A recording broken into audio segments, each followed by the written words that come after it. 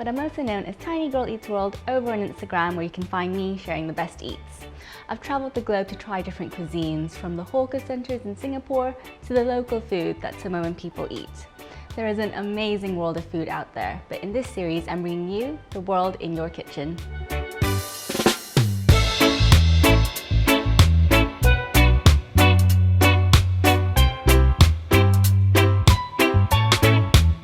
Today I'm learning more about Caribbean food with Keisha Sakara, a chef and food writer of Montserratian heritage, a small island in the Caribbean. So Keisha, what are you going to be making today? So today we're going to be making Montserrat's national dish called goat water. It's kind of like a stew, and it's got influences from Africa and the Irish population that also lived on the island. Interesting, there's a lot of mixes involved in that. Yeah, definitely. Okay, so what are the first steps that we need to do? So first we're gonna brown off the meat with some sugar. So we need to make a bit of a caramel with some oil and sugar, and then we're gonna add the meat and season it and then let that start to cook. Great. Then we're gonna add some oil and then the sugar, so that the sugar can burn a little bit, and that helps it give the meat like a brown color. Okay. Because the stew's really brown, like dark brown. And when was the first time that you made this dish? Did someone teach it to you? I made this with my auntie when I was little, but this wasn't a thing we would have often. It was always like associated with like occasions, so weddings, funerals, that sort of thing. Okay. Because obviously growing up in England, being an immigrant family, there's certain foods you don't have access to all the time. Whereas if you were in Montserrat, would this be more of an everyday dish? Yeah, so like you could just buy it on the roadside, or people making it in their houses. And what do you think are the key things that your grandparents taught you that made you feel really connected to your culture? My grandparents came in the 50s during the Windrush era, so I'm second generation. But fortunately for me, I spent a lot of time with them, so I got a lot of the island, I got a lot of the culture through them. So hence why I know how to cook things like this, just through watching my grandparents, going to the market, doing that whole thing, because they brought those experiences with them and recreated them the best way they could here. They had an allotment as well, which I spent time with them at. So I'd grow stuff with them. We would like pick peas, for example, take them home, shell them, and then cook them. So I got that experience from beginning to end.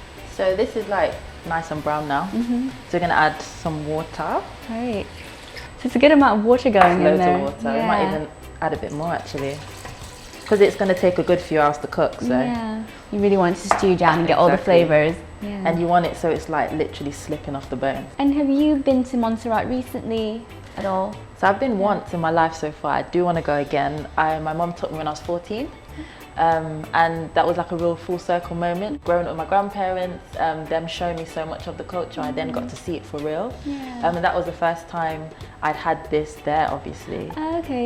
So there was a man on the island that just sold it in the boot of his truck. And I know, so rough and ready.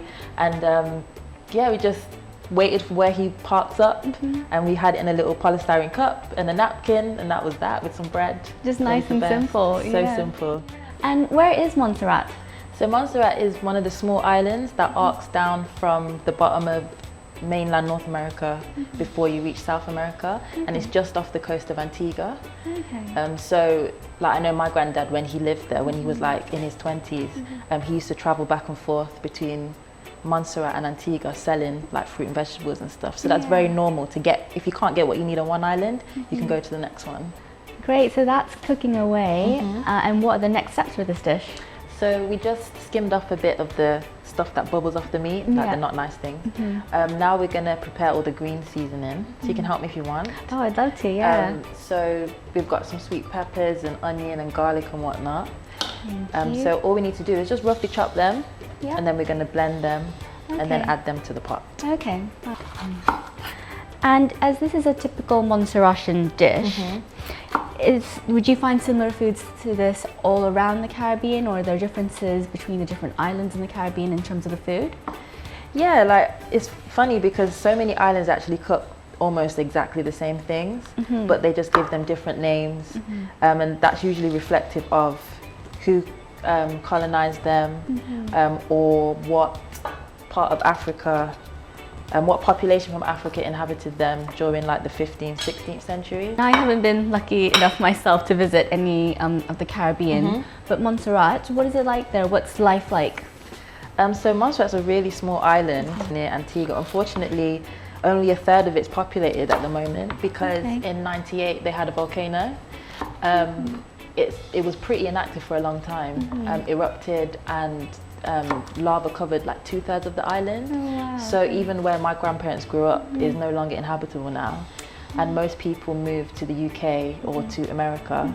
So with that, there's little kind of tourism for everyday people, but there's a lot of research tourism, biotourism, and they're looking at how the land is regrowing now. There's new species of plants and animals because there's new earth essentially. I'm done with this green pepper. Is there anything else that needs to be chopped to go into the blender? Take these. Okay, so you've got some spring onion. So what's going in the green seasoning, we've got the sweet peppers that you did, celery, spring onion, brown onion as well, garlic and Scotch bonnet as well. So there's a little bit of heat in this. And what would you say your favourite Montserratian dish is? This one. This one, definitely. Because no other island, well, firstly it's my island's national dish. Yeah. And also no other island really cooks it this way. So you're a chef and a food writer and you have a restaurant. Yeah, so tell me a bit more about your restaurant. So I started as a pop-up in 2018 and I opened it as a more permanent space in October 2019. And yeah, it was all about just opening the conversation, the narrative on Caribbean food and the culture. Great, and what is your restaurant called? So it's Karibe, and yes, it's all about authentic Caribbean eating. So I really try and on the menu just mix it up and do different foods from different islands, and I'm actually finding now there's so much to cover.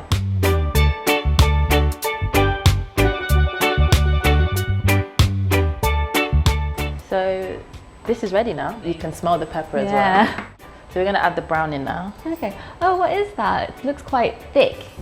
Yeah, it's like a cooked down caramel without all the sweetness. Okay. So it can add colour to dishes without the sugary taste. So we can put the lid on actually and leave this to cook. I'm going to turn the heat down a little bit as well because you want it to kind of have a bit of a simmer. Yeah. During your visit to Montserrat, were there any experiences that really stuck out to you and you still really remember to this day? So me and my mum and auntie and cousins went to this like cafe and it was literally in the forest. It was really high up in the mountains, I remember. It was really wet this day and we just had like the best breakfast. It was a full circle moment because it was all the food and vegetables that I experienced with my grandparents, so like yam and sweet potato and saltfish. And honestly at 14 I remember just thinking this is so cool. So whilst that's cooking now, I guess we can just clear up and then get ready to do the last bit. Yes. So Keisha, at your restaurant Karibe, what kind of dishes are you serving up at the moment? So I change the menu seasonally depending on what influences me, what inspires me. And again, I like to change it to just highlight as many islands as possible. So I go for stuff that is not so known, but equally I think that people will enjoy or understand. And then, you know, just slowly show what else there is in the culture. Yeah, I love that idea of you rotating through your dishes. It just sounds so lovely, and it's amazing that today we've been able to highlight Montserrat that might, you know, have been less known compared to the other islands, and we have our goat water that has come out of it today. Yeah. So there's a few more things we've got to do to finish it. So just to thicken it a little, as it's just water, we want to put some flour and water. That's just normal plain flour. Yeah. Oh yeah. So just plain flour. But if you don't have plain flour, you could use corn flour. Just mix it. So we're adding the flour and water like this so that you don't add it to the pot and then you get lumps. And just as you're dishing up, what would you typically eat this with at home? Just with some bread. Yeah, literally nice and simple as you mentioned. Really simple, really humble. Yeah. Because there's a lot of, as much as there's a nice amount of meat in there, there's lots of like, I guess you could call it a gravy or a juice. So the bread will soak it up nicely. Yeah, you want something to mop up all those good flavors. Exactly. Yeah. And I can see that you've got some extra thyme on the side. Yeah, so just to finish it off, we can put some thyme on top. Are you ready to eat? Yes, let's. That's good. That is so tender, oh my gosh. all those spices are just so lovely and warming. I just like feel it right here at the top of my chest. Really. And there's a little bit of like the pepper, but not like loads. Just a subtle bit, but I'm really getting all that flavor from the pepper as well. And that gravy is just nice and slightly thick. Yeah. And honestly, I just need to grab a piece of bread so I can dip in to mop it up. Definitely. I love how simple this is, really, but so much love and care has gone into it with all the spices and flavors that you put in. I can just see why your family treated it as such a special occasion dish.